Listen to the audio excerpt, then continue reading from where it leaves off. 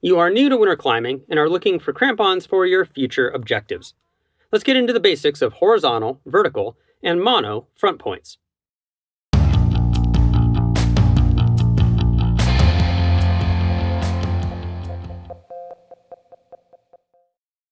Hello everyone, I'm Jason. It's a new winter, and with a new winter comes new winter climbers. Every season there is always some cohort just starting out. One of the most common sets of questions I get from new climbers looking at their first foray into the peaks during winter are the benefits and trade-offs of the various front point configurations on crampons. Generally, there are three options. Horizontal front points are typically used for snow climbing up to moderate steepness and soft snow.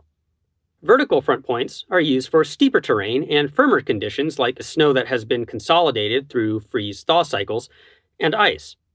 Monopoints are used when delicacy or precision in our footwork, and often both, are required, such as on fragile ice or over rock. But that's the summary version. Let's talk about why, and thus go a bit deeper into the topic. The greater surface area of horizontal front points make them better at gathering up looser snow and holding it with more stability between the front points and secondary points. Note the scoop-like shape in their typical design. Also, they are made with less material than vertical front points, making them lighter. In fact, you can find crampons with horizontal front points that are aluminum rather than steel, greatly reducing the weight. Lower weight and greater side-to-side stability make them great for taking many steps like we would on moderate terrain where we are using our feet not much differently than we would when we are walking. But those same advantages become disadvantages when the terrain gets firm and steep. Now we need material that is robust enough to penetrate harder surfaces and therefore also has enough abrasion resistance to not wear down the front points from this more aggressive use.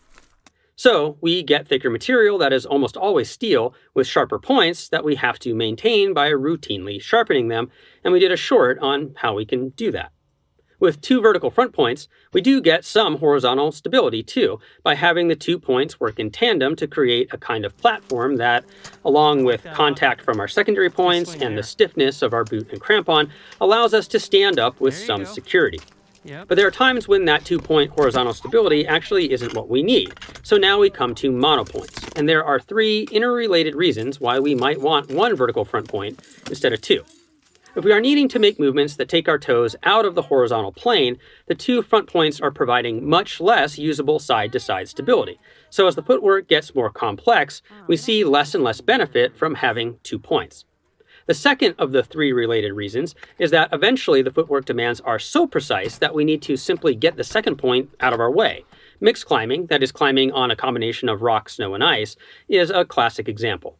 The second point can make it hard, if not impossible, to use certain small edges or cracks for slotting a front point. Which takes us to the third related reason. While precise footwork is very necessary over mixed terrain, it can also be very necessary on ice that is just fragile. And fragile ice, as a generalization, comes in 2 forms, thin or brittle.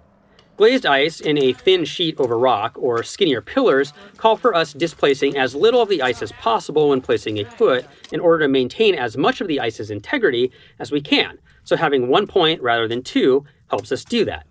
Brittle ice is often thin, but it doesn't have to be. It can also just be due to it being very cold. And in that case, we are more concerned about dinner plating the ice. That is, having the ice propagate cracks like a ceramic plate would if we punched a hole in it. We often notice that more with ice tool swings because that happens in front of our face, but it can happen with our feet as well. So again, we go for less damage by kicking more delicately and by reducing our impact points from 2 to 1. Does that help? What crampons are your favorite, or what are you currently considering buying? Let us know in the comments. Thanks for watching this video. Please like, subscribe, and share if you want to support us. For more information, you can go to our website at www.shortguysbetaworks.com.